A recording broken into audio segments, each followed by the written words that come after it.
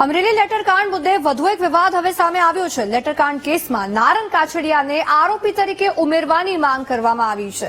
સામાજિક કાર્યકર નાથલાલ સુખડિયાએ પોલીસમાં અરજી આપી છે। એસપીને લેખિત ફરિયાદ આપી લેટર તેમને મોબાઈલમાં મળ્યાનો ઉલ્લેખ કરવામાં આવ્યો છે। મનીષ વઘાસિયા કેસમાં લેટર સેન્ડ કરનારને જેલમાં ધકેલાયા। નારણ કાછડિયાને આરોપી બનાવવામાં આવે તેવી તેઓ માંગ કરી રહ્યા છે।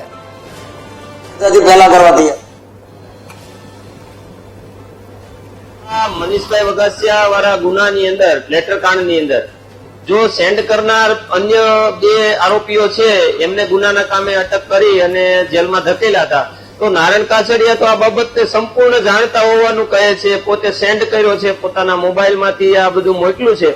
તો મેં આજે તપાસનીશ અધિકારી એસપી સાહેબ શ્રીને લેખિતમાં રજૂઆત કરી છે કે નારણ કાછડિયાને જ આરોપી બનાવો।